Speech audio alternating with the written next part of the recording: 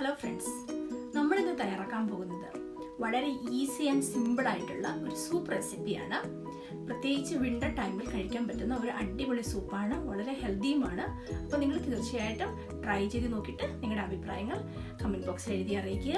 അപ്പം നമുക്ക് ഇന്നത്തെ റെസിപ്പിയിലേക്ക് കിടക്കാവേ.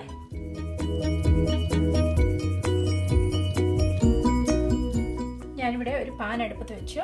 അതിലേക്ക് കുറച്ച് വെള്ളം ഒഴിച്ചു കൊടുക്കുകയാണ്. അതിലേക്ക് ഒരു കഷ്ണം ചിക്കൻ അത് ക്ലീൻ ചെയ്ത് വെച്ചിരിക്കുന്നതാണ്. ചെറിയ പീസുകളായിട്ട് ഞാൻ മുറിച്ചിട്ടൊന്നുമില്ല, ബോണടക്കം അതുപോലെ ഇട്ട് കൊടുക്കുക. പിന്നെ അതുപോലെ ഒരു ഉള്ളി മുഴുത്ത കഷ്ണങ്ങളാക്കി മുറിച്ചതാണ്, ഒരു ചെറിയ കഷ്ണം ഇഞ്ചി, ഒരു 4-5 കഷ്ണം വെളുത്തുള്ളി അതുപോലെ അതും ഇട്ട് കൊടുക്കുക.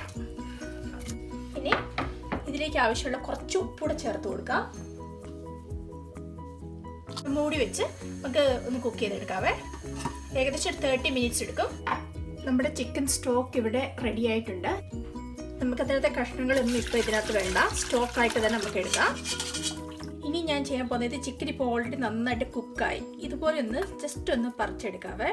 അപ്പോൾ അത് ആ സൂപ്പിനകത്ത് കാണാനും നല്ല ഭംഗിയായിരിക്കും. ചെറുതായിട്ട് ചെറിയ കഷ്ണങ്ങളാക്കി ഇങ്ങനെ പറിച്ചെടുക്കാം. നമുക്ക് കത്തിയുടെ പോലെ ആവശ്യമില്ല, കാരണം ചിക്കൻ നന്നായിട്ട് കുക്കായി കഴിഞ്ഞു.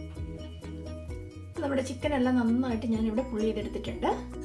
ഒരുപോലെ നന്നായിട്ട് ചൂടായി വരുമ്പോൾ ഇത് ഞാൻ ഒരു സവാള ചെറുതായിട്ട് ചോപ്പ് ചെയ്തിരിക്കുന്നതാണ്, അതിട്ട് കൊടുക്കുക.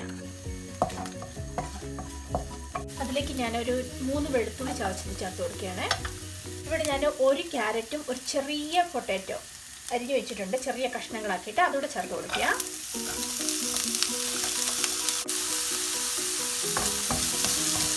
കുരുമുളക് പൊടി ചേർത്ത് കൊടുക്കാം. ഇതിപ്പോൾ ഞാനൊരു 1/2 ടീസ്പൂണോളം ചേർക്കുന്നുള്ളൂ. ഞാൻ ചെറിയ പോർഷനാണ് ഇവിടെ ഉണ്ടാക്കിയെടുക്കുന്നത്. പിന്നെ അതുപോലെ ചില്ലി സോസ്, നല്ല സ്പൈസി ആയിട്ടുള്ള ചില്ലി സോസാണ്, അത് ചേർത്ത് കൊടുക്കുക.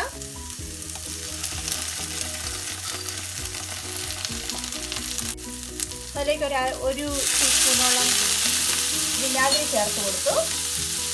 ജസ്റ്റ് ഒന്ന് ഇളക്കിയെടുത്ത ശേഷം സ്റ്റോക്ക് ചേർത്ത് കൊടുക്കുകയാണ്. നമ്മൾ ആദ്യം പ്രിപ്പയർ ചെയ്ത് വെച്ച് സ്റ്റോക്ക് ഇതിലേക്ക് ഒഴിച്ചു കൊടുക്കുക. ഇനി നന്നായിട്ടൊന്ന് തിളക്കട്ടെ. കുറച്ച് ഉപ്പൂടെ ചേർത്ത് കൊടുക്കാം.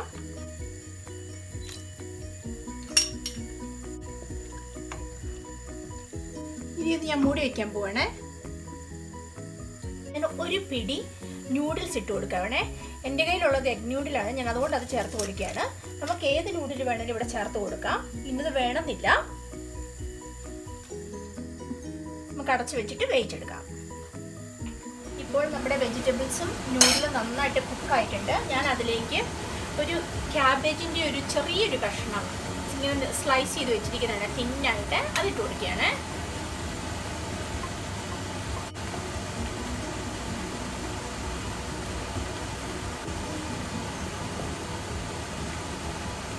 ഇനി ഞാൻ ഇതിലേക്ക് ആദ്യം നമ്മൾ പുൾ ചെയ്ത് വെച്ച ചിക്കൻ്റെ പീസുകൾ ഇട്ട് കൊടുക്കുക.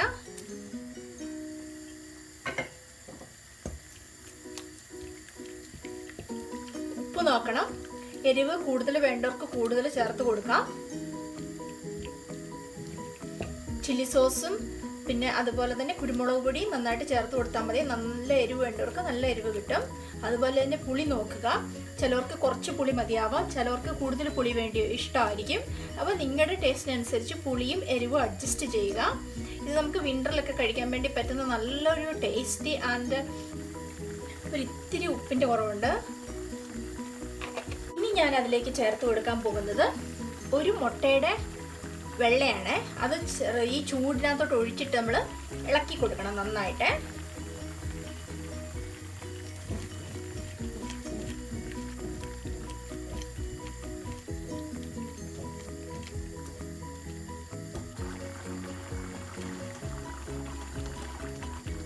ഞാൻ ഇത്തിരി കുരുമുളക് പൊടിയും കൂടി ഇട്ട് കൊടുത്തു. എരിവ് ഇത്തിരി കുറവായിരുന്നു, അതുകൊണ്ട് ഇത്തിരി കുരുമുളക് പൊടിയുടെ ചേർത്ത് കൊടുത്തു. അപ്പം നിങ്ങൾക്ക് താല്പര്യം ഉണ്ടെങ്കിൽ എരിവ് കൂടുതൽ വേണമെന്നുണ്ടെങ്കിൽ കുരുമുളക് പൊടി ചേർത്ത് എടുക്കാം.